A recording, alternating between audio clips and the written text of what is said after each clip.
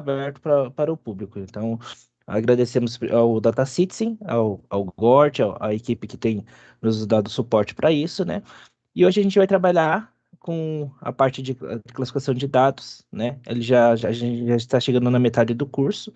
E é uma das técnicas hoje, né, que eu particularmente mais gosto, né, e é o que eu vejo que mais aplicação, assim, porque junto a ela vem outras coisas que outras evoluções de técnicas, né, que é a partir dela. Então, seguindo a agenda de trabalho, a gente vai ter a introdução do tema de hoje, a gente vai ter o download e instalação dos equipamentos, das ferramentas, né? Que a gente vai trabalhar. Vai discutir um pouquinho a teoria, né? Vai fazer alguns testes, vai mostrar como que funciona, vai tirar as dúvidas e vou passar o trabalho de casa para vocês também. Bora lá. Então, vamos à introdução. Nessa parte, a gente vai estar trabalhando agora com esse outro ramo do treinamento supervisionado, tá? Que é a classificação.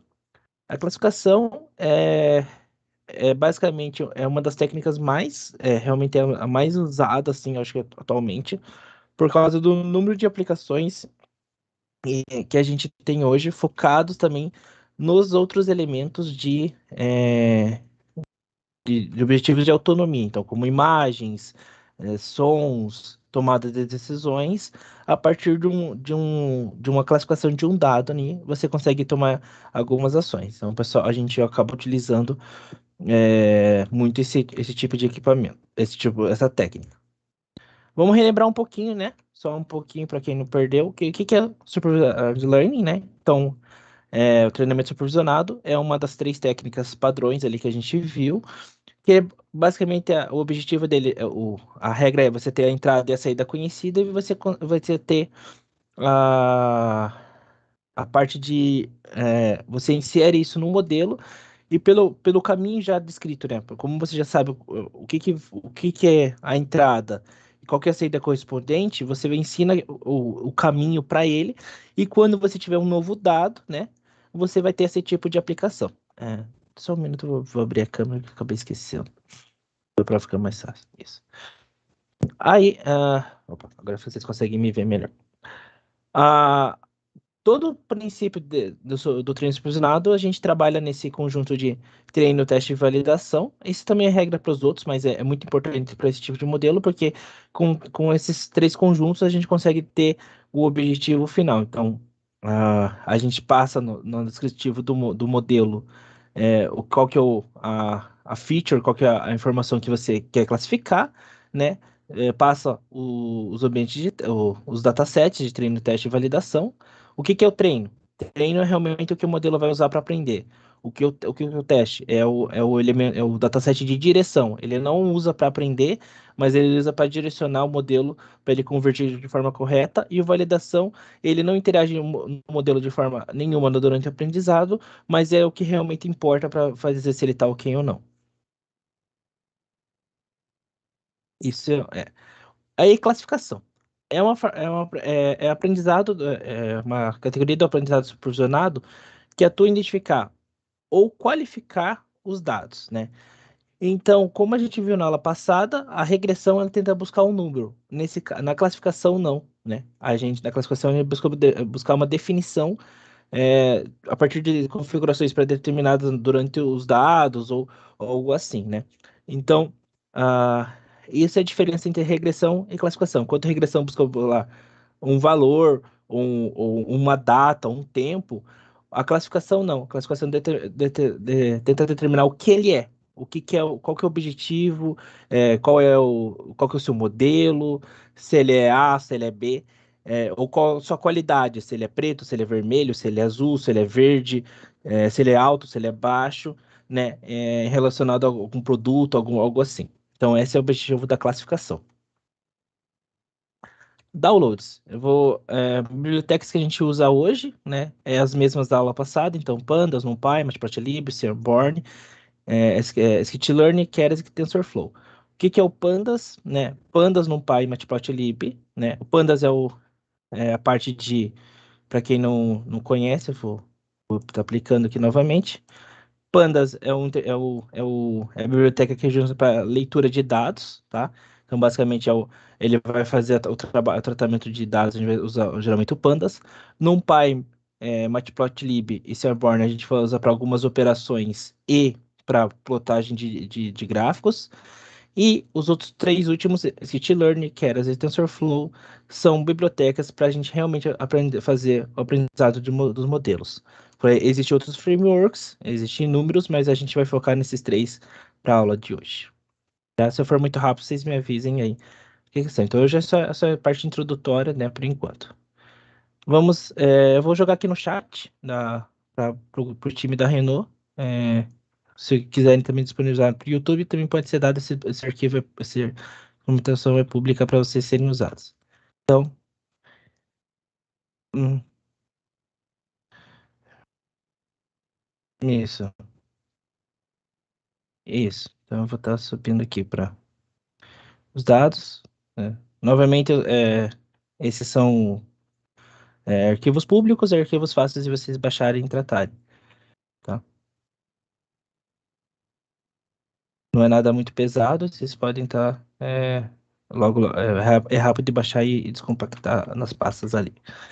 Então, voltando vamos às aplicações. Classificação, o que que ela é aplicada hoje? Então, classificação é usada em classificação de textos. Então, digamos que você tem uma frase do seu cliente. Eu tenho um problema no meu chuveiro. E aí, beleza. Ah, essa é uma frase, mas daí ele fala assim: eu tenho um problema no chuveiro que sinto um cheiro de queimado, né? Isso é uma outra opção. Então, dependendo de como a frase é escrita e você determina ela através de uma base de dados, ele vai relacionar, né, as frases, novas frases inseridas, né, ou para conjuntos de pré-existentes que você já passou para ele e ele vai te dar a informação. Então, isso é muito bom para você trabalhar para definir grupos de reclamações, grupos de informações, entender, interpretar. Então, ele combina duas técnicas, né? A parte de NLP, que é entendimento de linguagem natural, e a parte de classificação, daí, propriamente dita, para dizer se ele para que grupo ele pertence. Então, diagnósticos médicos, diagnósticos de mecânicos, elétricos, de maquinário, você tendo as variáveis pré-determinadas e a classificação, a gente vai estar trabalhando isso também hoje. A gente pode dizer, quando isso ocorre, é esse tipo de problema, né? Ou, né, dependendo dos parâmetros, é essa doença que ele tem, ou esse tipo de sangue que aquela pessoa tem, ou é benigno ou maligno. Então você consegue trabalhar com esse tipo de dados de forma simples e diretas. Classificação de produtos, né? Então, eu tenho um vinho a gente vai ver isso também hoje na aula de hoje. Eu tenho um vinho vermelho, um vinho Bordeaux, né? Ou um vinho branco, né? Posso classificar eles, né? E aí dizer, pelas características do vinho que a gente determinou, né, no meu datasets, eu vou ter qual é qual vinho que está sendo pedido a classificação, mesmo nunca tendo, não sabendo qual é o vinho, né? Só pelas características dele. Classificação de fraude, se é uma fraude ou não em análise de crédito, né? Por histórico de análise, você sabe, você já teve eventos, né? Geralmente, você vai ver nesse conjunto uma desproporção, né? A gente vai prever hoje, em relação aos dados. Eles não são igualitários, porque é muito mais fácil você ter créditos ok do que ter fraudes. Então, as fraudes são muito menos apresentáveis no número do dataset em relação a créditos aprovados. Mas, mesmo assim, o modelo consegue trabalhar com essa desproporção, né? Focando nas características importantes que definem uma fraude. E aí você consegue classificar se a pessoa está tentando fazer uma fraude no teu cartão de crédito ou não, né? Para análise de risco, né? Imagens e áudios. Eu deixei como aula especial porque a gente poderia começar a tratar nessa aula, mas são dois assuntos assim que eu acho que são os mais importantes hoje no mercado, fora, claro, esses aqui também são, mas hoje a gente tem muitas aplicações para esses dois conjuntos de dados. e eles são, só que eles são aulas mais extensas e exigiriam uma aula só dedicada só para esses dois conjuntos. Então, oi,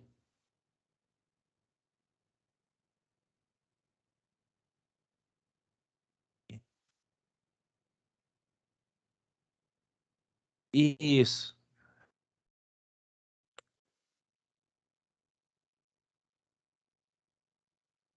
isso,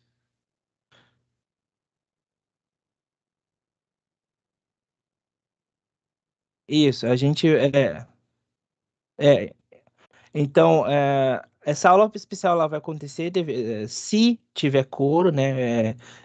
Se a gente tiver coro, se vocês tiverem, então, é,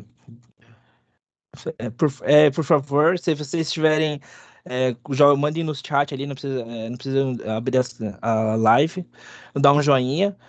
Por favor, o Gort vai estar mencionando, porque acontece, eu vou divulgar para o resto do DataCitizen, né, para o parcial interno da Renault, mas também para o YouTube a gente vai divulgar essa aula especial, porque esse conjunto de informações é muito extenso e exige algumas preparações antes. Então eu vou mandar bem com antecedência os dados, porque eles são pesados para baixar.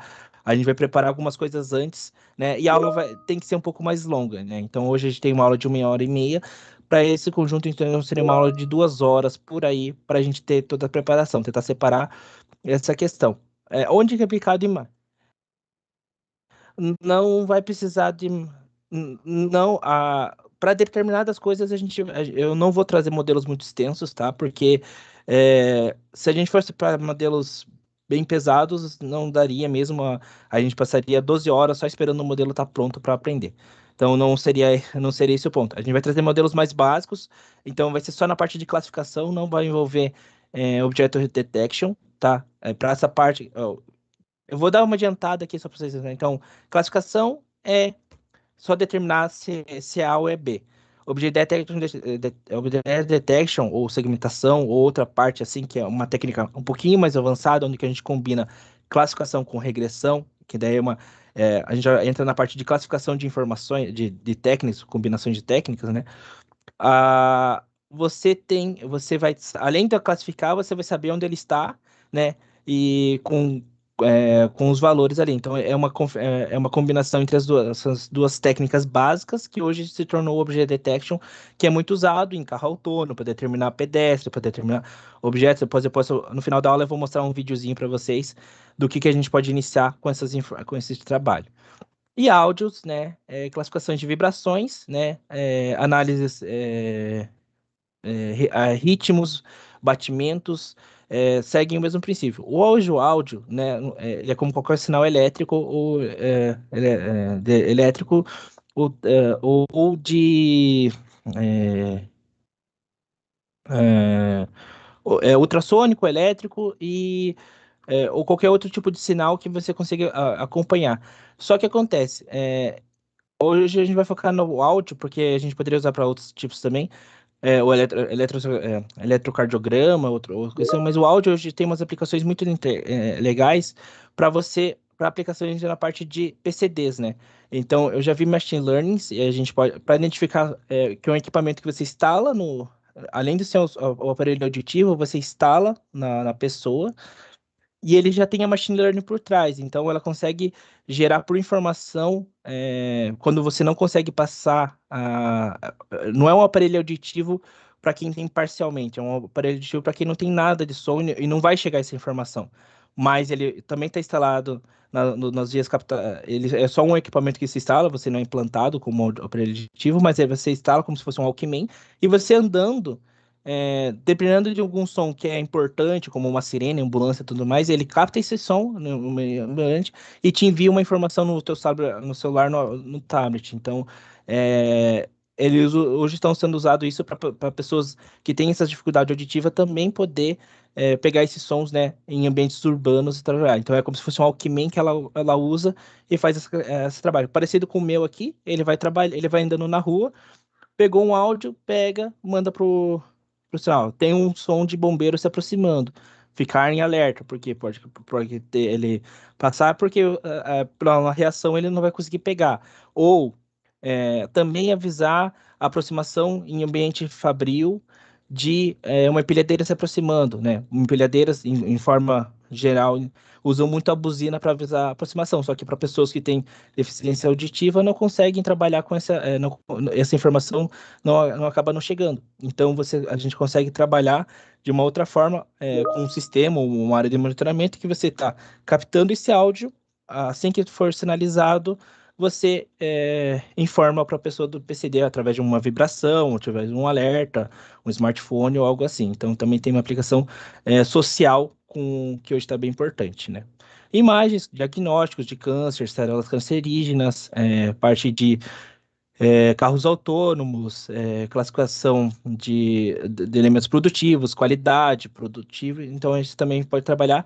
E hoje, né, é um mercado que está se abrindo mais. Hoje já tem isso comercialmente, antigas técnicas que trabalham com processamento de imagem, não usam nada de machine learning, mas hoje a machine learning está tomando frente sobre isso porque ele tem um desempenho muito melhor que que a parte tradicional. Então, vamos lá. Algoritmos que a gente vai tratar. Então, são alguns da aula passada, que é regressão linear, random forest, decision tree e support vector machine. Mas a gente vai adicionar mais dois nessa parte, né? O material a gente vai estar divulgando também para vocês acompanharem o quem já perdeu a aula passada. O que é o KNN e o Naves, assim, que são dois algoritmos que são bem focados em classificação. E a ideia é bem simples de entender, a gente vai ver um por um agora. Então, tem o Car Nearest Neighbors, ou é a técnica do vizinho mais próximo, tá? Basicamente você pode traduzir assim. Então, diferente de algoritmos que tentam comparar é, os elementos, se ele isso aqui, se isso aqui tem a mesma característica ou próximo disso aqui, né? Ou é, ou é bem parecido no sentido conjunto, ele pega aqui. Não, esse algoritmo ele faz um pouquinho diferente. Ele faz uma distribuição no espaço dos elementos, tá? Ele trabalha dessa maneira num espaço gráfico e ele tenta fazer a medição do ponto inserido, digamos que eu inseri um ponto aqui, e ele tenta fazer o cálculo de distância dos grupos. Então, por isso que é vizinho mais próximo. Então, o meu vizinho mais próximo é o verde aqui. Então, ele proximamente é um verde. Porque através da alocação no espaço gráfico ali, ele vai. Isso acaba. Vocês não. Quando a gente roda o modelo, isso não é visto, mas é assim que ele trabalha. Então, ele faz uma disposição, espalha define um espaço gráfico de trabalho do conjunto de dados, né, o espaço do conjunto de dados, faz a alocação e percebe que tem um grupo de conjuntos. Então, fazer a partir daqui, esses grupos, esse aqui é um grupo, esse aqui é um grupo, esse aqui é um grupo, a partir de classes também definidas, e ele começa a falar, então, se está aqui próximo, então esse aqui pertence aqui. Às vezes, se você não define bem, você pode, e as pessoas colocam um dado discrepante, é colocado aqui e ele pertence a isso aqui, mas na verdade pode dar que pertence a isso aqui, mas pertence a isso aqui. Por quê? Porque teve uma característica é, bem importante que trouxe para mais próximo de cá, porque às vezes é mais pesado que o outro. Diferente do Naves. O Naves ele não tem esse problema. Por quê? Tá? Porque ele trata de forma igualitária os dados. E de forma independente. Então, digamos que eu vou pegar uma maçã, e eu tenho um conjunto de maçãs, uma é maior, outra é menor, outra é mais vermelha, mais brilhante, outra é verde, outra é vermelha.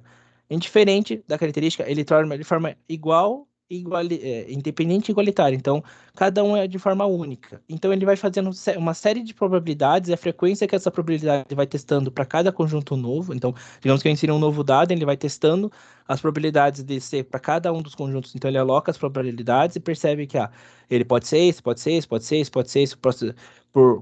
E aí, a frequência que essas probabilidades vão aprendendo no campo espacial, né, no campo do conjunto, e aí ele pega e aplica, fala, então, pela frequência de números, a maior taxa de aparecimento e as maiores probabilidades, ele pertence a esse elemento aqui, ou não, ele pertence a esse elemento aqui. Mas ele vai testando de forma individual cada conjunto do dado original, né, do aprendizado, e aí ele vai usando isso de referência para testar para os novos dados. Isso são os dois conjuntos que a gente tem de novo, tá?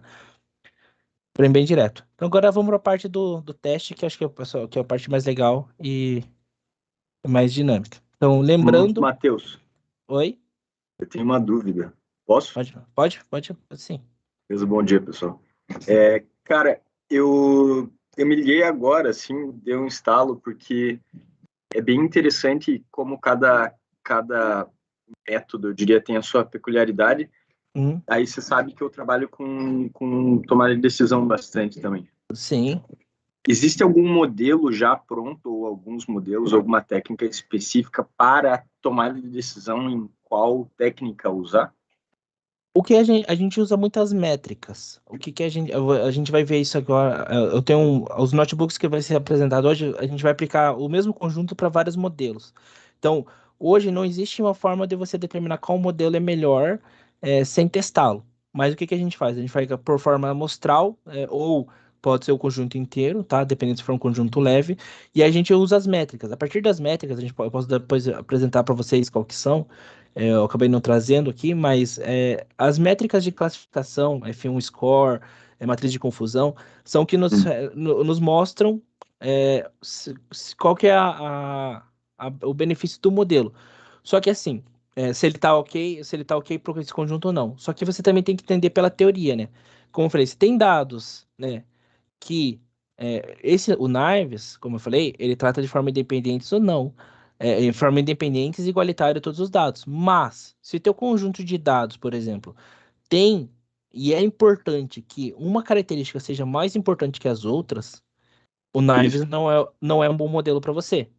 Então Uhum. você não pode usar esse modelo. Então, quando você tem que. São duas coisas que a gente faz: é saber, teoricamente, né, o que que aquele modelo faz, como ele trabalha e fala assim, ó, meu conjunto de dados corresponde a esse modelo. Correspondeu. Beleza. Então eu posso trabalhar nele. Aí eu tenho uma série de outros, fez o meu primeiro filtro. Depois eu vou fazer uma série de testes.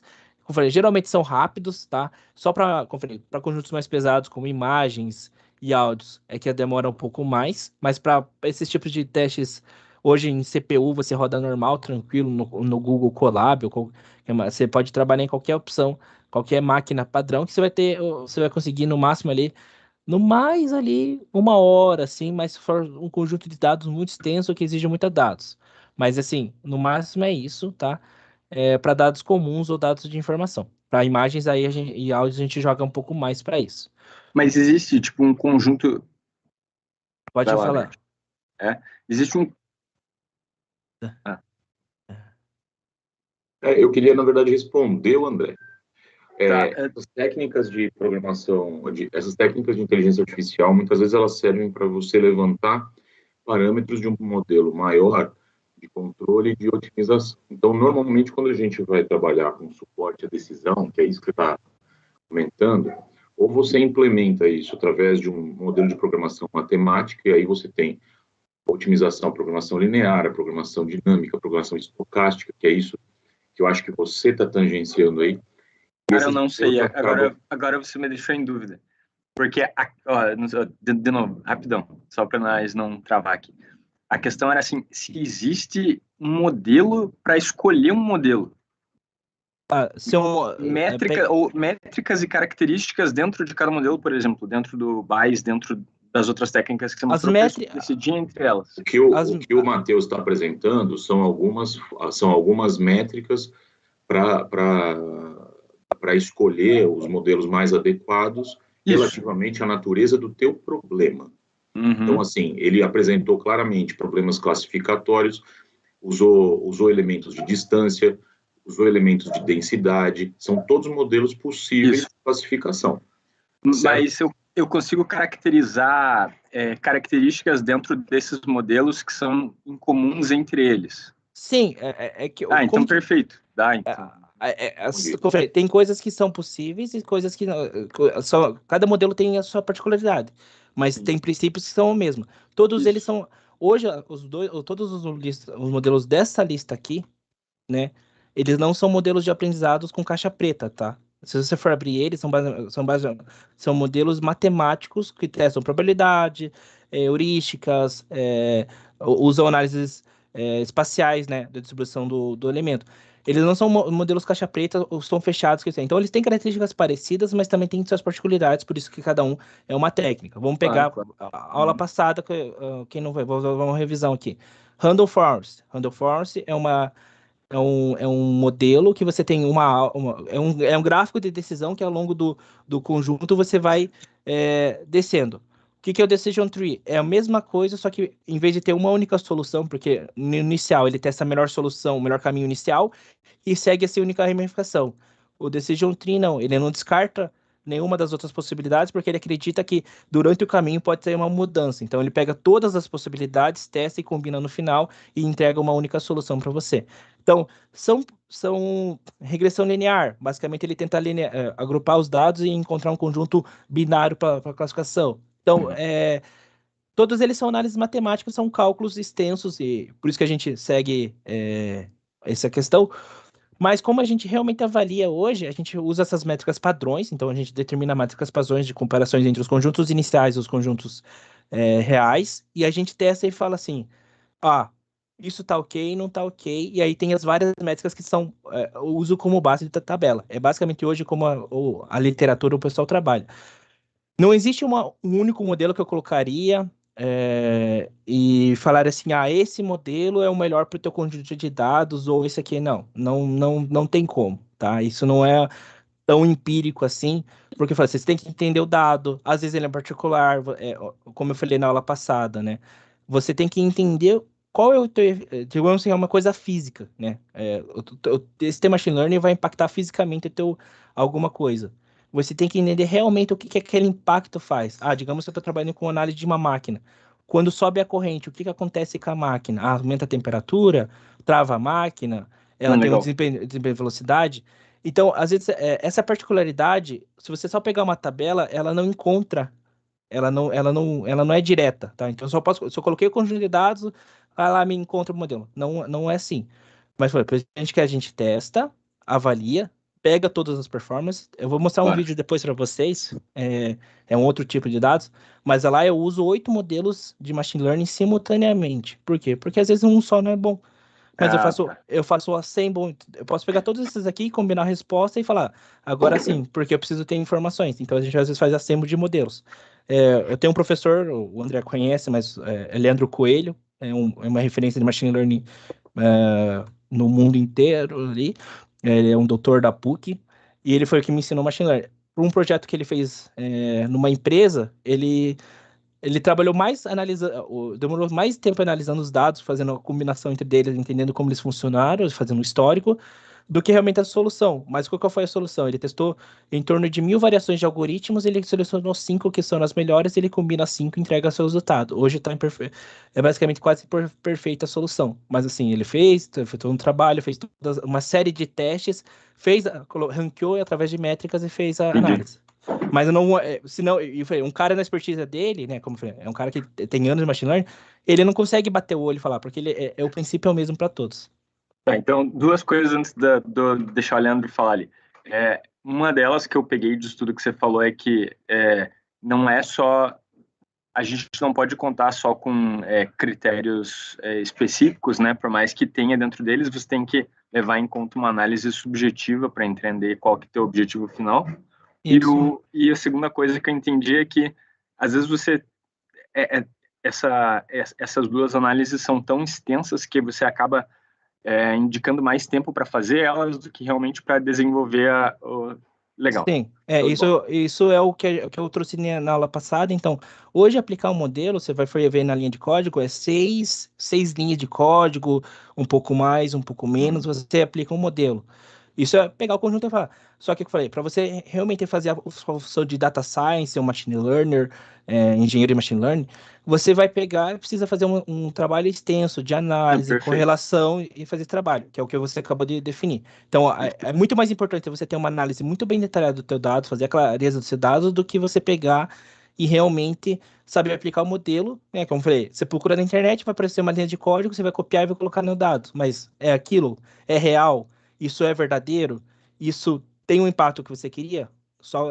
Pode ser que não, porque você não fez uma boa análise. Olá, Leandro. Obrigado. E obrigado, Leandro, pela contribuição.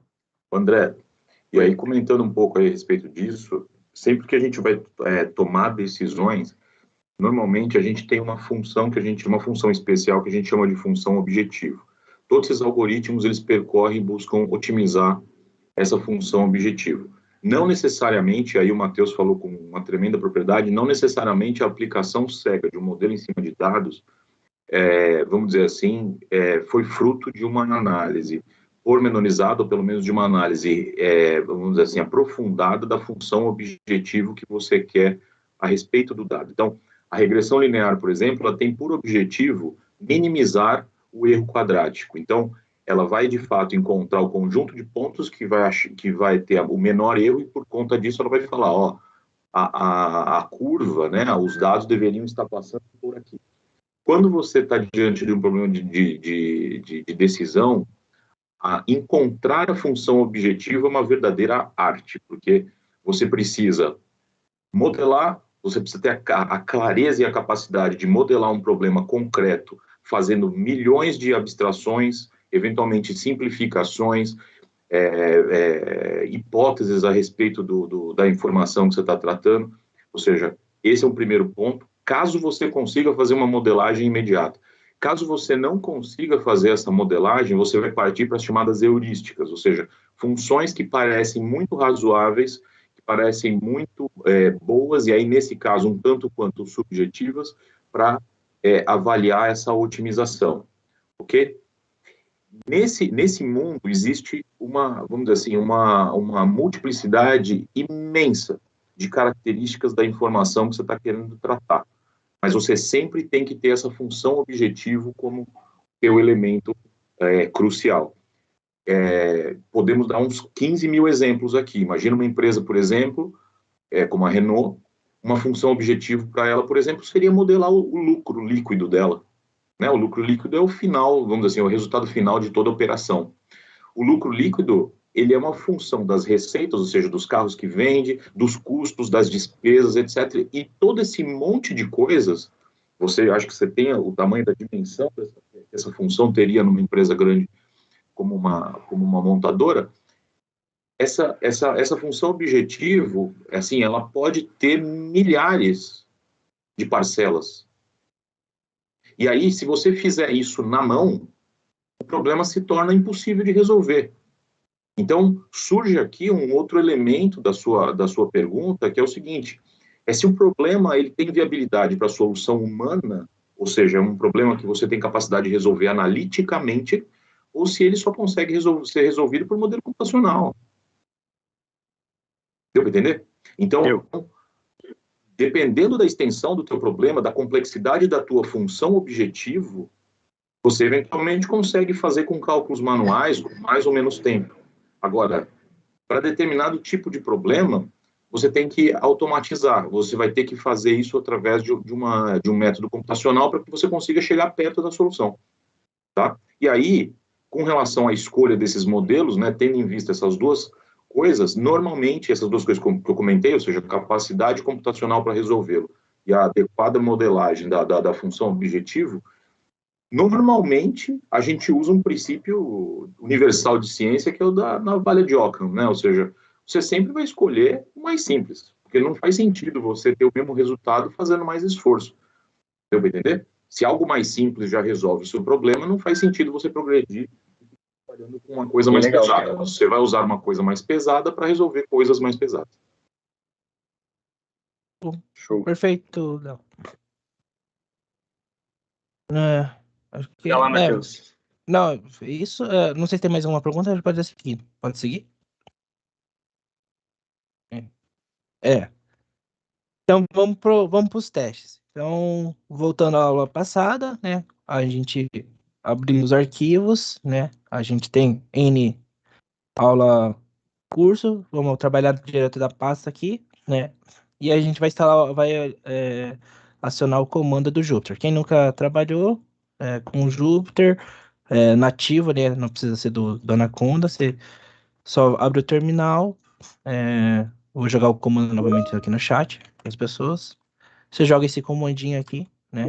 Que basicamente ele tá pedindo para abrir o notebook, vai abrir no teu browser e você já consegue trabalhar. Então estamos aqui de forma direta, sem precisar baixar o Anaconda e outros provedores do Jupyter, né, de forma mais nativa. Então vamos escolher um aqui para nós testarmos. Então a gente vai pegar aqui um de classificação de animais, né? É bem diferente. Isso aqui é tudo público, eu peguei GitHubs antigos aqui, mas para mostrar que também a técnica é temporal, tá? E a gente vai trabalhar. Então, vamos fazer os testes aqui.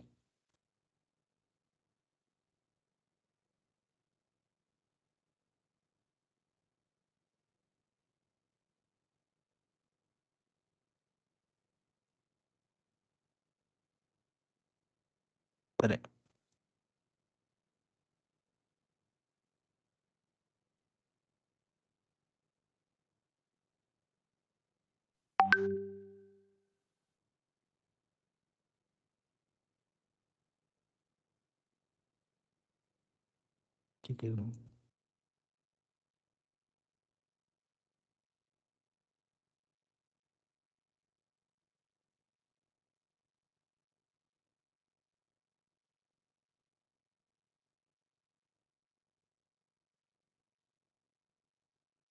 Como é que não está processando, não sei o porquê. E é bem, já é só importação.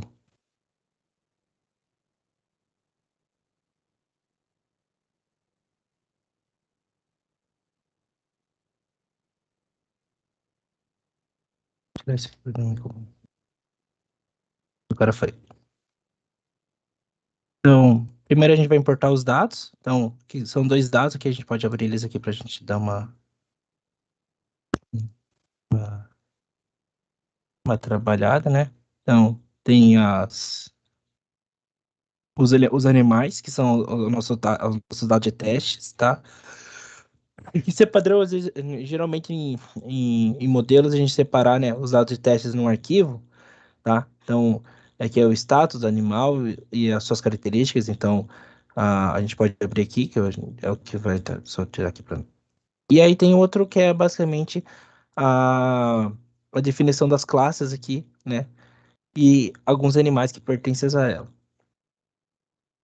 A gente faz análise, faz a descrição, então ele começa a mostrar a proporção dos elementos a partir o número de elementos, quantidade de características que tem. Então tem 101 elementos, então vai ter 101 cabelos, porque, ou seja, o dado está completo, e faz alguns testes aqui. Esse comando aqui do Pandas, basicamente ele representa se tem algum elemento nulo, tá? Ele apresenta aqui, tá? A distribuição das classes, dos tipos únicos. Verifica se tem elementos duplicados na base. Aí se tiver. Às vezes tem elementos duplicados baseado no nome do animal ou de alguma característica, tipo sapo, sapo um, sapo 2, porque são dois tipos de sapo, que é o caso que a gente vai ver aqui. Então, às vezes, você tem que interpretar se isso vai influenciar ou não o seu dado, né?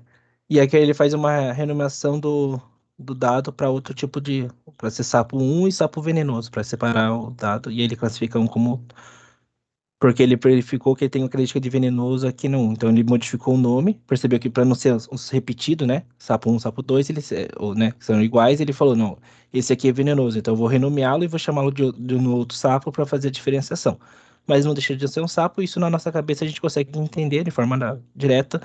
Mas para o modelo, como ele é uma criança, ele é um bebê, ele está nascendo agora, você tem que deixar ele bem clara essa separação. Então isso ocorre bastante, às vezes você tem uma característica que é idêntica ou parecida, mas você quer separar, você precisa separar às vezes ela porque ela é importante porque é um outro elemento da sua informação. Digamos que você tem vários tipos de produtos, digamos que você tem vários tipos de celulares, e você precisa separar o celular pelo modelo do celular, e é porque você precisa fazer essa separação. Carrega o dados das classes para fazer a distribuição. Então você tem aqui é só o head, né? Quando você usa o head, é basicamente para você fazer os 5 primeiros elementos para você ver a distribuição, como que ela funciona, mas é assim em todo o resto do trabalho, né? Agora a gente começa a trabalhar com o Airborne para ver a distribuição ao longo dos gráficos. Então ele faz aleatórias as cores, então não fixem nelas. Então você vê a distribuição de animais de forma gráfica. Então, basicamente, quantos elementos, quantos animais tem por categoria, né? Não dos dados, mas da distribuição da classe, dos tipos das classes. Então, baseado nessa informação aqui que a gente tinha passado aqui, não é daqui, que ele vem, mas daqui. Faz o treinamento Aqui a gente vai fazer a separação dos dados.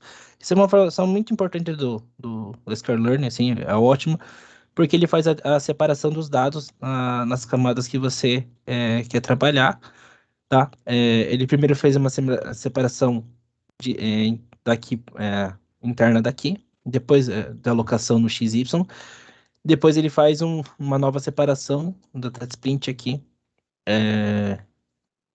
com o 0,2 aqui. O que que esse 0,2 é? É a taxa que você quer que passe. Então vai ser 80% para dados de treinos e 20% para taxa para parte de testes. Então por isso que vai para Y-train, teste, ele faz essa segregação de dados. Qual algoritmos que ele vai testar? O Decision Tree, Random Perceptron, Support Vector Machine e Neural Network. Então vamos testar eles todos também.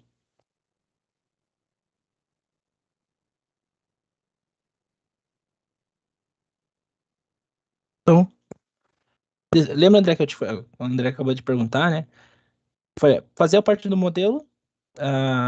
Aqui ele fez uma análise mais simplificada, mas nos outros notebooks ele tem outros conjuntos que eles fazem, tem análises maiores. Você pode fazer NIF, trabalhar com pandas aqui, fazer infinitas análises, infinitos dados, mas quando, às vezes, eu falei uma ou outra, você também vai ter que conhecer ela ao longo do seu trabalho, se ela é importante ou não, fazer a matriz de relação dos dados, né? Matriz de relação é uma das mais importantes para saber qual dado influencia em o quê, em relação aos outros conjuntos. Então você vai trabalhando. Aí vamos para a parte do modelo, como eu falei para o André. Fazer a parte do modelo, às vezes, geralmente é muito mais simples. Então você consegue é, é, selecionar os elementos, aqui as bibliotecas nos ajudam para fazer a separação e a gente consegue fazer o trabalho. Ó, faltou uma biblioteca. Novamente, quando isso acontece, lembrando das linhas iniciais, você coloca e coloca o exclamação, o comando pip de instalação, o install e o nome da biblioteca.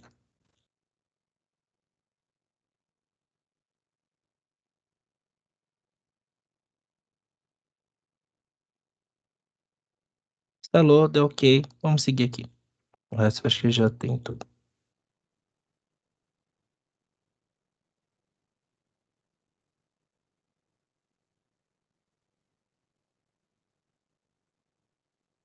Ó, faltou alguma biblioteca aqui para fazer. Esse é.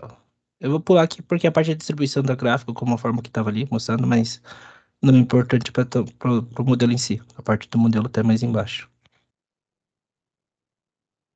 Então, é porque é só a parte de visualização do gráfico. Então, o que que ele fez aqui? Vamos lá. Ele inseriu uns parâmetros, ele definiu o modelo dele, então é o Decision Tree Classification, né? Importante da biblioteca sklearn.tree, você vai ver que ela tem outras, o ponto .tree você vai ter para regressão, mas é o que a gente vai trabalhando de classificação, então tem que conhecer a biblioteca.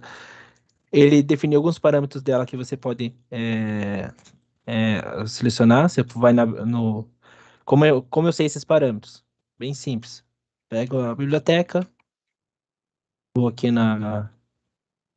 já aqui já estava, já fiz a pesquisa, e aí eu consigo entender a põe para traduzir, para quem não entende inglês, bem direto, porque fácil.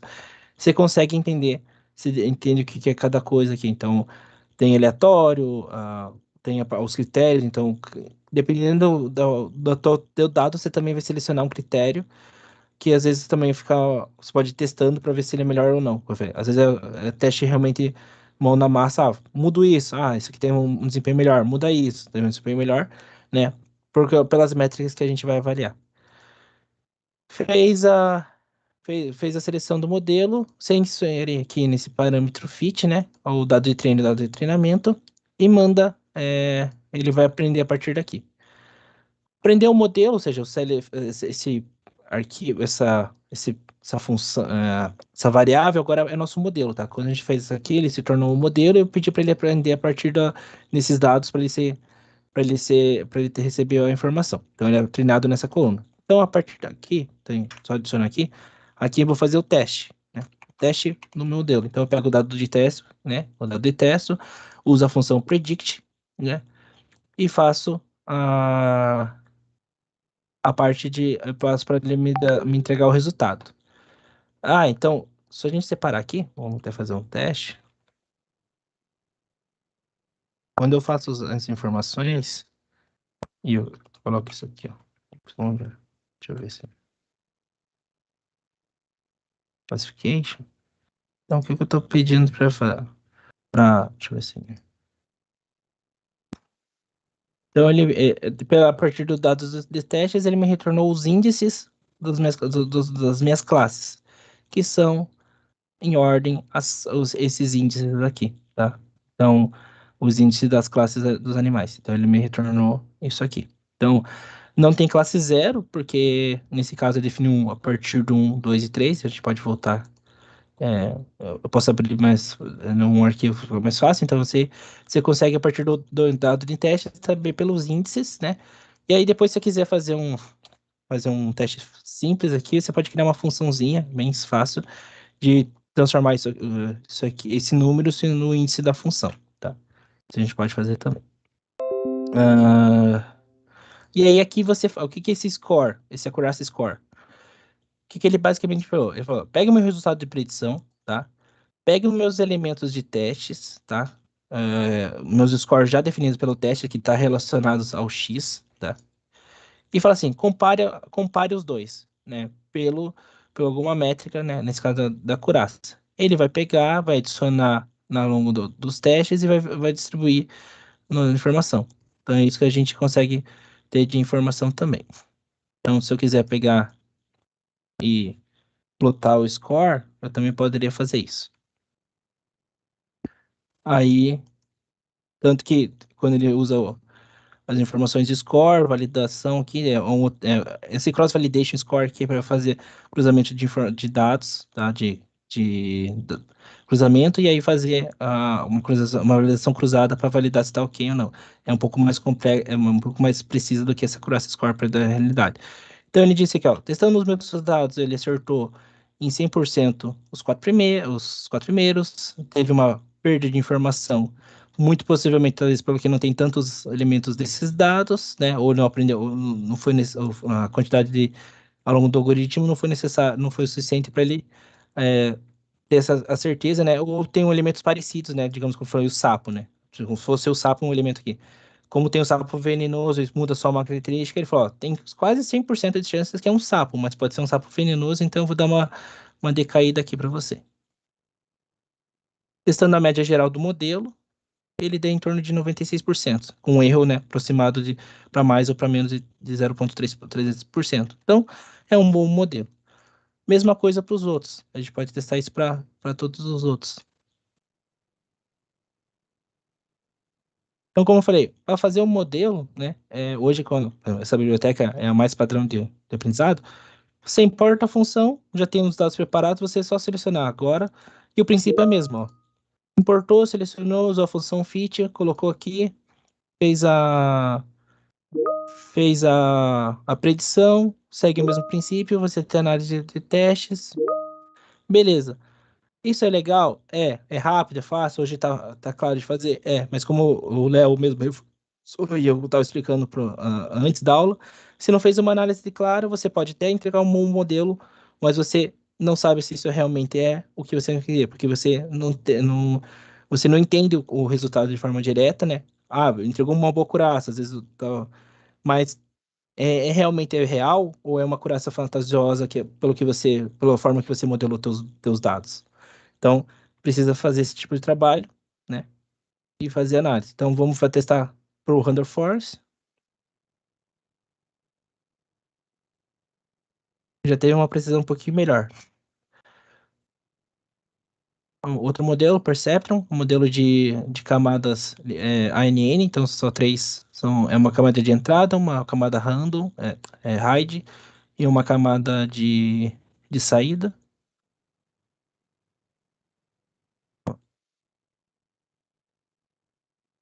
Somente mudou esse parâmetro.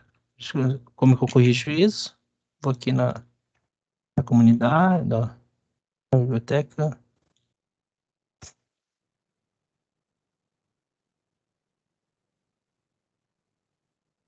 Não sei se é aqui mesmo.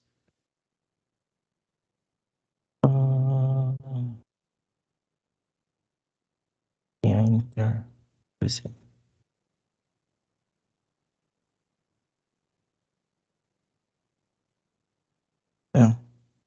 É, foi. Não tem mas eu acho que ele mudou aqui. Isso acontece bastante, às vezes que o pessoal muda a biblioteca, você tem que adaptar a questão. Então eu vou trocar esse parâmetro enter por número máximo de interações que vai ser max inter. Bom, esse ele vai.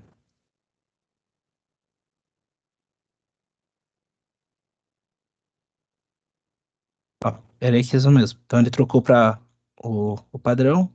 E aí agora, como eu falei, se por prática você vai pegando, entendendo, pelo nome da função, por associação, você vai entendendo que talvez seja essa ou essa, mas eu senti que seria mais essa porque o número de materações que eu queria testar. Então, eu defini o que é, porque no modelo de Perceptron você vai testando a cada época, né? Então, eu falei que o máximo de épocas, de interações, ele vai testando. Nesse caso é uma época só, mas o teste de vezes que eu queria era 40, para fechar uma época só. Então, fiz a decisão, teve uma decaída um pouco menor, né? O resultado não está tão bom relacionado ao lado de cima. Isso, eu já discuti um pouco sobre o resultado. Mesma coisa para os outros. Support Vary Machine, você pode trocar o kernel para vários outros. Então você pode também fazer esse teste. Eu falei, você vai conhecendo, vai testando, vai evitando. Então pode ter N infinitos aqui. Tanto que, como eu falei, meu professor testou N modelos. O que ele pode ter feito? Pode ter pegado. Isso ele faz na mão, mas ele faz também no MATLAB lá. Então, ele pode ter testado a função kernel para linear, para ser quadrática, e entre outros, né? Ele pode ter testado os parâmetros e vai fazendo esses tipos de vários, conhecendo os parâmetros das funções, ele vai tocando e vai fazendo testes. Isso também é possível, só que você vai ver que às vezes as mudanças não são muito drásticas, né? A não ser que você já tenha isso mesmo pronto, você já trabalhou isso para uma solução bem mais complexa, você pode aproveitar esse esforço que você já aproveitou do seu código e aplicar em um novo problema. Então, e por último, o algoritmo de vizinho, KNN vizinho, né? Ó, deu uma caída. O que que a gente pode testar? Ele vai pegar os resultados dos scores alocados nas variáveis e fazer os testes, né? Ó, os três primeiros ali, ó, o Decision Tree teve um 95, né? O Random Force Perception Support Machine, pela a variação, né? Eles se aproximam de um e o KNN tem um decaimento. Isso desclassificaria o KNN? Não. Isso pode dizer que eu posso trabalhar com ele, isso é um score direto. Falei, isso eu poderia trabalhar com ele, mas na análise empírica, a gente vai, então vamos nos outros que teve os esforços computacionais, como você falou, são praticamente para iguais. Eu falei, não demorou nem um segundo para rodar praticamente as coisas ali, deu um tempinho. E os outros apresentaram inicialmente para uma análise um score maior, mas poderia sim trabalhar se é o meu desejo ou se eu conheço que talvez eu falei, pela estrutura do modelo ali, né? Ele seria ele seria mais real, digamos se fosse o Knives entrasse aqui também, que eu falei. E aí, eu falei, esses aqui, ele pode possivelmente não estar aqui nesse aqui, porque tem parâmetros mais importantes para definir, né? Ele não pode de forma igualitária. Então, não seria não seria um modelo que funcionaria aqui, que é o que a gente acabou de citar. E aqui é uma outra avaliação, né? Que é a da cross-validação, né? A avaliação cruzada para N informações. Ele não deu certo. Deixa eu só ver aqui. Deu aqui. Eu não vou perder tempo arrumando aqui isso aqui. Isso aqui a gente arruma daqui a pouco. Mas basicamente é assim que a gente vai trabalhando. Respondendo a tua pergunta, André, é basicamente isso. A gente vai testando os modelos. Primeiro faz todos os dois critérios que o Léo falou. Faz a modelagem, né? Determina a análise computacional. Beleza, todos aqui são iguais, todos aqui tem a parte da modelagem. O que a gente faz? Vê pela acurácia. Testou a acurácia, em análise e teste, a gente seleciona por fim. Teria uma outra etapa que eu faria, né? Que é a parte que eu faço, que é pegar dados novos e diretos, e aí faria uma nova separação. Ah, ou colocar em tempo real, em produção, ou faria com novas informações que nunca chegaram ao modelo, né? Eliminaria essa base de testes, X e Y, que foram os dados iniciais, coloquei dados novos e usaria o modelo para ver a partir do original. É, isso é realmente real? Ele consegue aprender com dados novos? Ele consegue se virar? Consegue. Qual que é a acurácia? Essa? Beleza. Então, ah, aí eu sim eu selecionaria um modelo. Esse aqui é uns exemplos. Vamos para outro aqui para a gente passar. Eu falei, geralmente nunca dá para a gente ver todos, mas a gente vamos trabalhando. Vamos. Deixa eu ver aqui se é o de análise de crédito. Esse aqui é bem legal, tá? Então, falei bem, são arquivos simples, arquivos diretos, não tem nada muito complexo aqui para notebooks para vocês pegarem para trabalhar. Então, vamos abrir a análise de crédito aqui. Acho que é mais fácil abrir no Excel direto, porque ele é meio grande e pesado. A gente vai entender um pouco do dado aqui.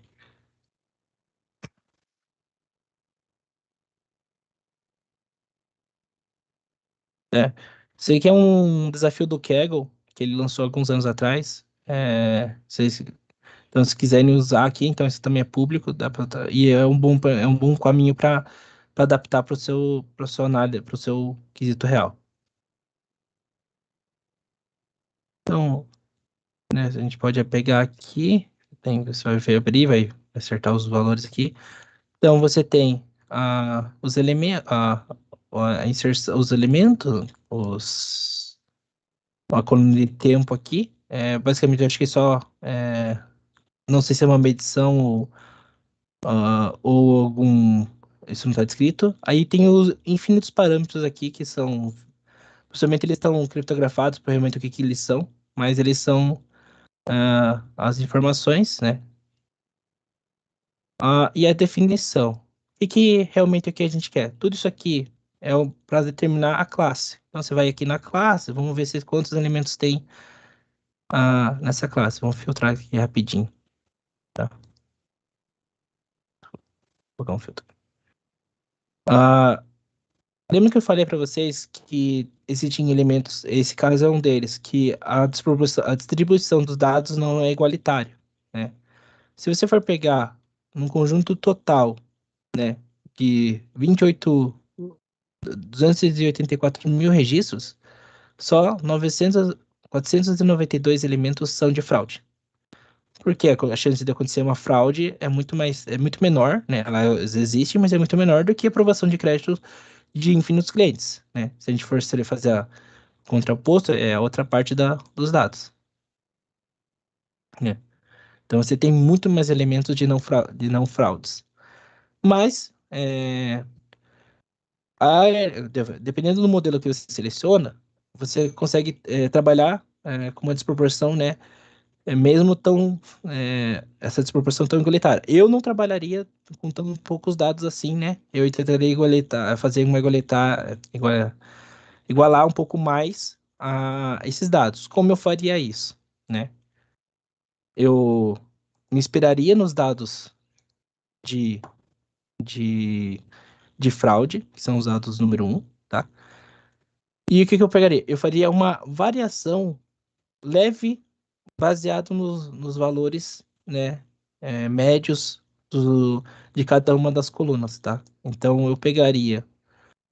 E isso não tem problema nenhum, tá? Você sabe que ele tem um comportamento, você faria uma data argumentação, que a gente fala aumentação de dados, e você tem, ó, e você sabe que ele tem em alguns dados, às vezes não é sempre em todos, então você faria umas variações em alguns elementos que você entende que ele pode trabalhar dentro de um range e geraria novos saldos é, de fraude, tá? Então você conseguiria ter uma, porque você usa os originais para gerar novos com pequenas modificações, expandir o dataset e fazer uma parte igualitária nos seus dados. Mas, mesmo assim, a gente consegue trabalhar com esses modelos, só que, por experiência, você sabe que talvez não tenha um resultado tão bom pela quantidade de amostragem que você tem aqui.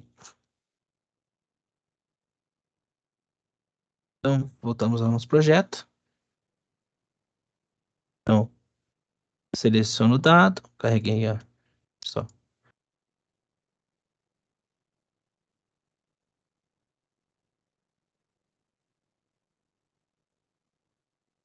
Então, deixa eu só ver se cliquei sim.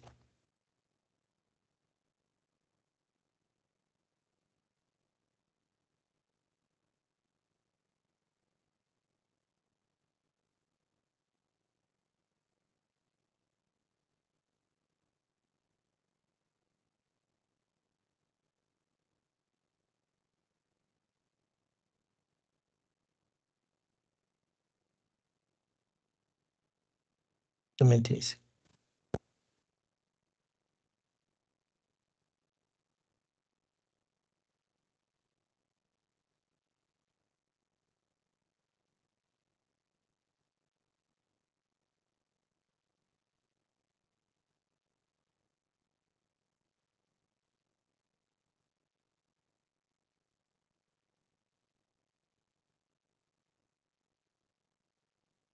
Enquanto. Deixa eu ver. Fazer de outra forma aqui no Visual Studio. Eu não.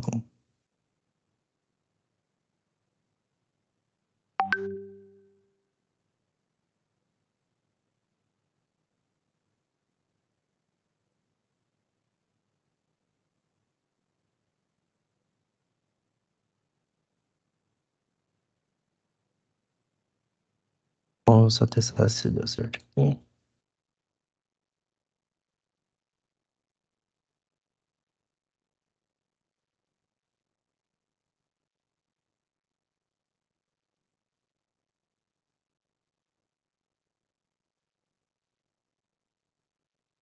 Desculpa, eu tô meio gripadinho, então por isso minha voz tá meio.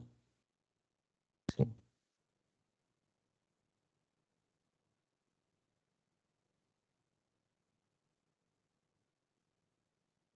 Tô meio. Tô meio gripado. Eu tomei uma. Não, não, não, não. Nem sei se é gripe, na verdade. Eu acho que é alergia. Porque fora isso, não tem um. Fora meio preso, não tem mais nada. Então vamos lá.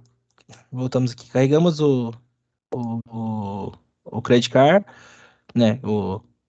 São dados. Pode ser fake. Credit card, mas não é a marca, tá, gente? É só cartão de crédito, tá? Não é para marca credit card. Aí você tem aqui pede exemplos, então pedir um número de exemplos, posso mudar aqui, quero saber, sei lá, 10 exemplos, posso pedir também. Vai expandir, ele pega de forma aleatória 10 exemplos de dados, tá? Só para entender o comportamento.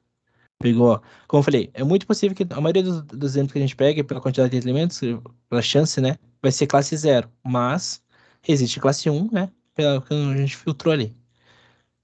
Verifica se tem algum dado nulo. Isso é muito importante, porque às vezes você tem que ou excluir esse dado nulo, ou fazer uma adequação desse dado, né? Normalizar para ele ser completado, né? Às vezes também, dependendo a forma de aquisição, né? Outra forma de normalização. A pessoa, quem fez a primeira trabalho, trabalhava em casas decimais, né? De uma forma. E digamos que ele era elementos de 1000, ele dividia por 100, ou Digamos que era 10.000, um elemento tinha 10.500, né?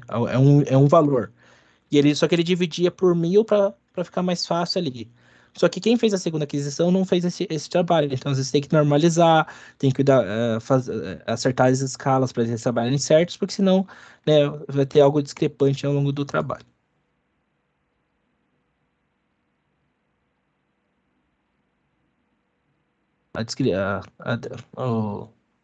O Describo, né?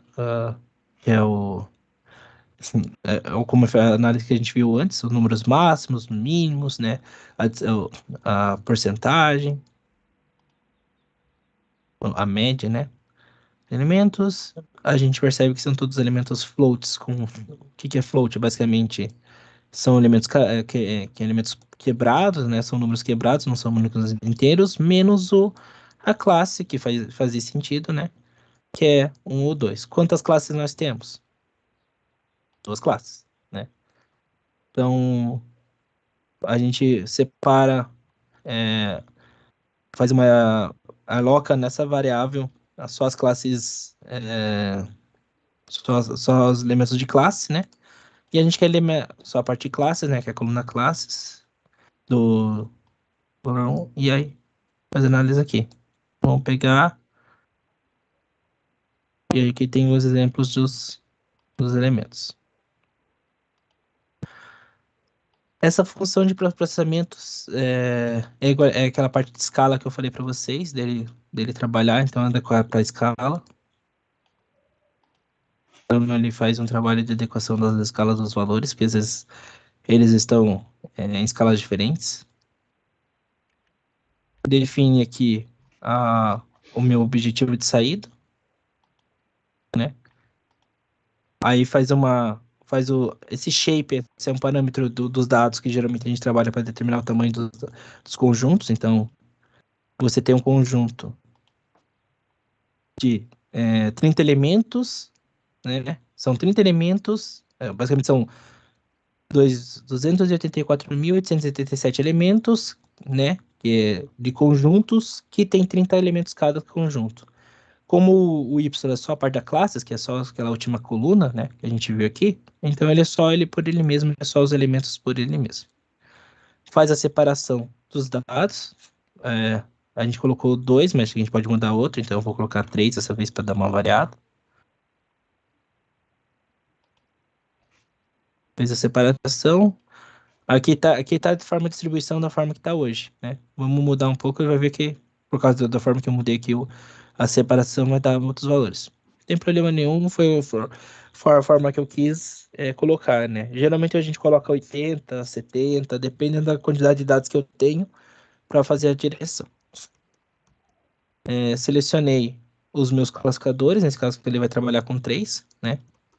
E vai testar os 3 ao mesmo tempo para a gente medir o score. Então, faz a definição.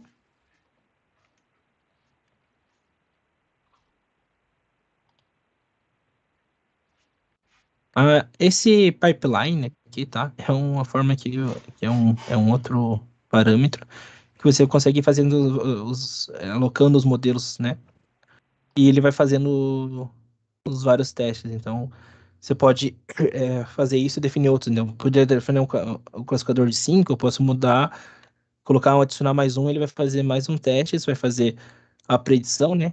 Sempre pega aqui o elemento, então ele vai pescar primeiro vai buscar no primeiro, fazer o treinamento, fazer a predição, fazer análise de score, fazer a matriz de confusão, né? O reporte da classificação e vai plotar. Depois vai fazer para os próximos, assim sucessivamente. Eu posso ir adicionando. Isso é um bom recurso essa função pipeline, porque a gente consegue ir adicionando, né? E lembrando que tudo que for na Sklearn, né? Tudo que for no Sklearn, as entradas dos dados são iguais para todos. Então, para a parte do fit, né? Então é sempre x e y. Então, configurando bem certinho os parâmetros iniciais, você consegue fazer os testes. Como a gente está testando vários, ele vai ter um delay. Enquanto vai processando, vamos passando aqui. Esse PCA aqui é um outro É uma análise do. Eu não usei muito ele aqui. Eu não vou explicar porque eu não usei muito ele aqui, não. Eu só não tenho certeza o que ele faz certinho, tá? Então eu fico devendo essas para vocês. O, Essa parte de oversambly e tudo mais também são outras formas para a gente ver os dados sobrepostos, para ver se ele aprendeu correto, porque às vezes acontece oversambly ou overfit, que ele às vezes não aprende corretamente. E a gente vai fazer umas variações para que ele não fique enviesado o modelo, tá? Desculpa aqui. E aí, aí vai seguindo os testes aqui. Então é uma outra forma de testar e vai dar os resultados da questão. E você pode ver os resultados. Então, digamos que eu quero ver uma predição, né? O que que ele disse como score, lembrando que ou é 0 ou é 1, né? Nesse caso. Geralmente o pessoal a gente trabalha muito com isso, né? Trabalhar com formas de no valor real, né? Então você vai encontrar muitos modelos que vai ter 1, 2, 3, 4, 5, 6, 7, 8. E a gente pega uma lista das classes, né? Provado ou não provado, e você chama ela pelo resultado. Né? A função simples que você coloca, digamos que. Vou adicionar aqui uma palhinha. Então, digamos que eu tenho uma lista, a lista L aqui, de dois elementos, então eu posso colocar assim, aprovado e fraude.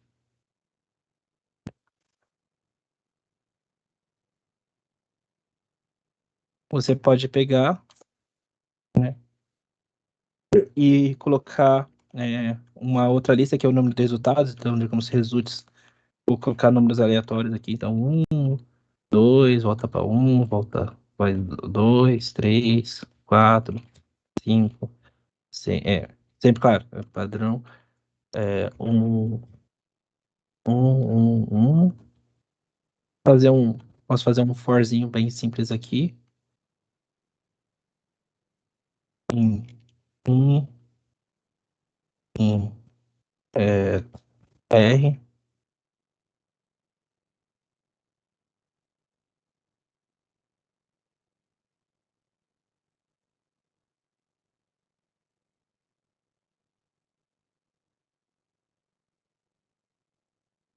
então, deixa eu, nem sei qual,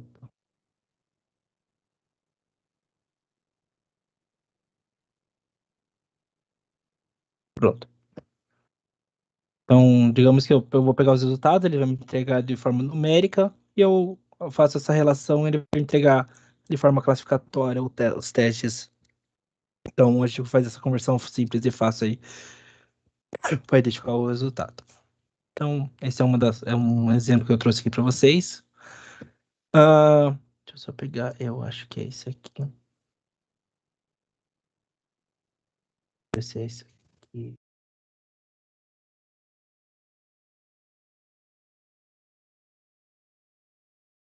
Tá, deixa eu ver o tempo. Já está se aproximando do final da aula. Dataset pronto, esse aqui é do Scar Learning. A gente pode também trabalhar com ele, bem simplesinho. Então, vou importar o dataset direto do Scar Learning, ele já vem junto. Você pode pedir a descrição dele. Então, basicamente, o que ele está falando? Você tem os atributos, então, o nível de álcool, a acidez, a, a inserção, a parte de magnésio, tem N parâmetros que definidos, né? E ele pode ser uma das três classes, classe 0, classe 1, classe 2, né? Então eu pego, né, os dados já estão feitos, você faz, aqui eu fiz só para você ver de forma mais bonitinho os próximos parâmetros aqui, então não tem muito esforço, carrega essa informação, carrega o dado, né, pelo próprio Panas, carrega, apresenta para os dados de saída que é o target. O que que é o target, né? O target é basicamente as classes, então, classe 0, 1, 2, 3. Ele pega, mostra 5 exemplos, os 5 primeiros, apresenta, né, aos parâmetros dos de 5, né? Geralmente é os 5 primeiros, né? Que é o cabeça. Apresenta os elementos aqui, então, a, a quantidade de elementos, então são a mesma quantidade, a média do valor de álcool, o desvio padrão, o mínimo, o máximo, sim, dados em si, se for gastar só 12% do dado, 25% do dado, 50% do dado e 75% do dado, então você tem uma análise, faz a distribuição, apresenta a distribuição do tamanho, então você tem 178 elementos com 13 colunas cada um, que são as 13 colunas de classificação de informações relacionadas. Faz a separação dos testes, dos dados. Usa esse linearização de escala aqui para poder fazer o trabalho.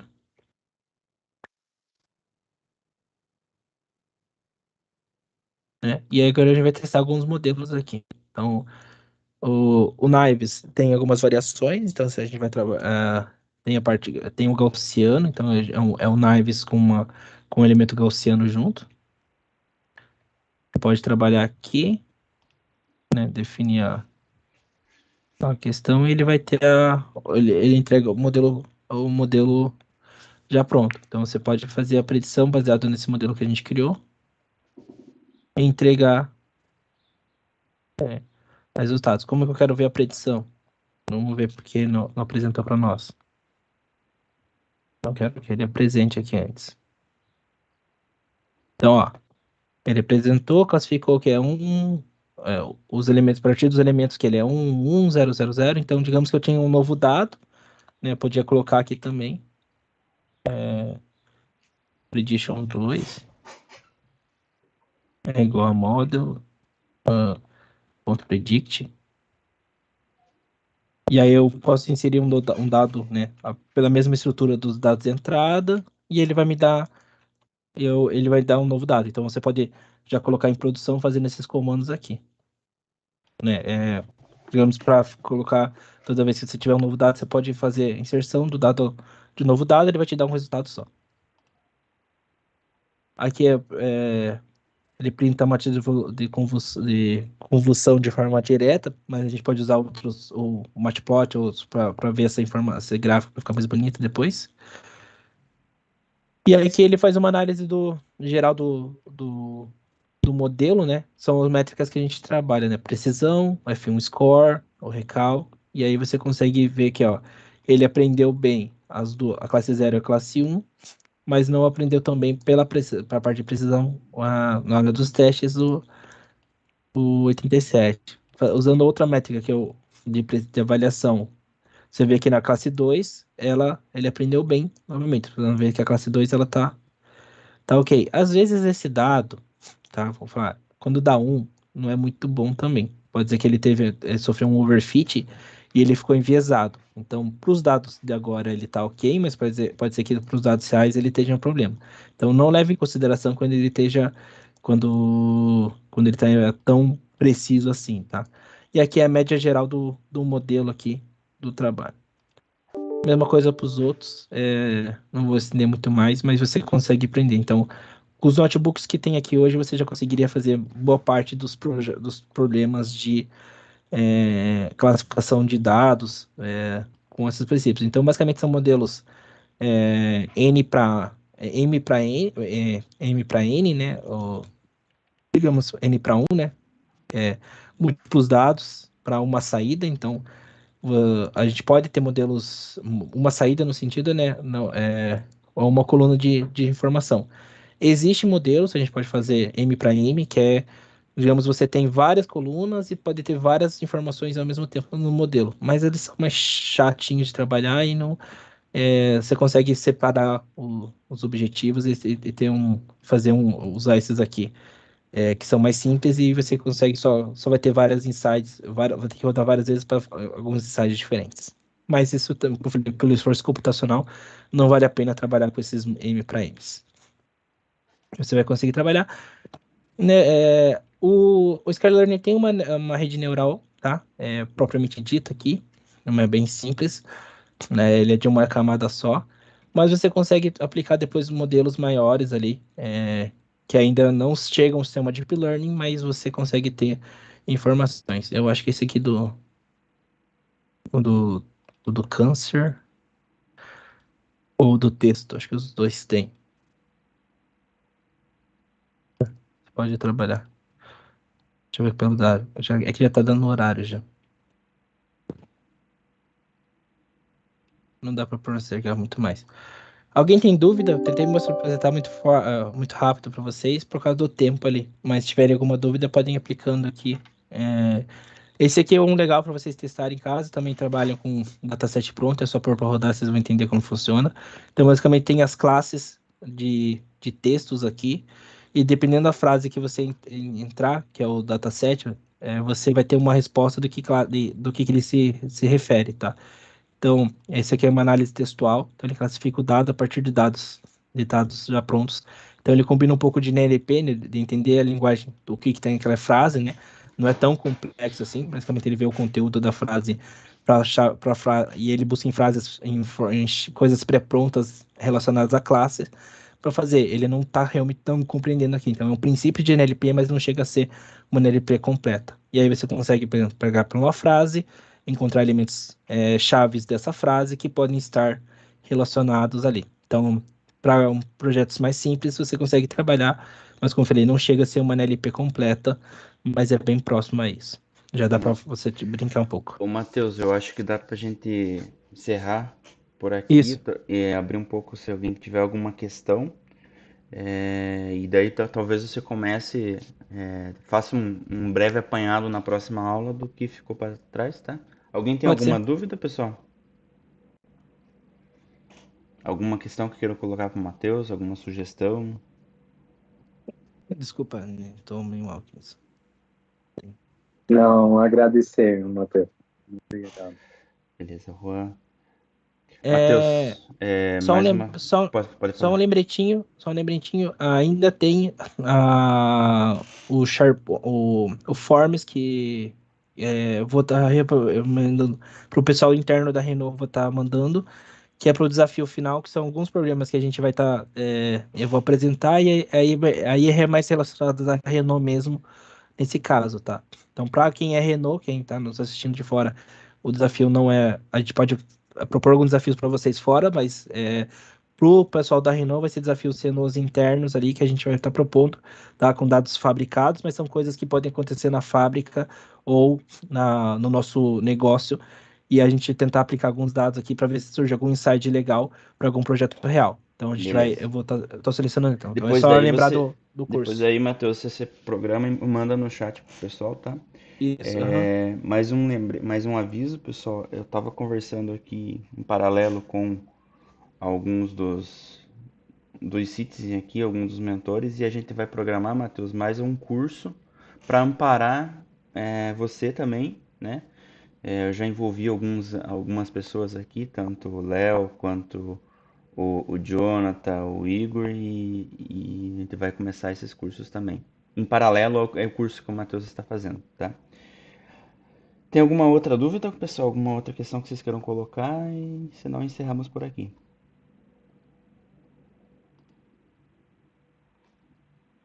Tranquilo? Então eu vou compartilhar aqui só uma a forma de contato aqui de todos os que estavam aqui, do Matheus e também minha e do Igor, tá? Tem o QR Code aqui, quem quiser entrar em contato com a gente pode chamar através do QR Code, esse daqui vai cair no LinkedIn de cada um de nós. Qualquer dúvida, a gente tem todos os contatos lá. Tá bom, pessoal? É isso. Obrigado e Muito até a obrigado próxima mais aula. uma vez, Matheus, Valeu, pessoal. Bom dia. Bom trabalho. pela iniciativa Obrigado, e pela pessoal. disponibilidade, tá? Muito bom Valeu, trabalho, galera. pessoal. Até mais. Tchau, tchau. Igualmente. Até mais. Tchau, tchau.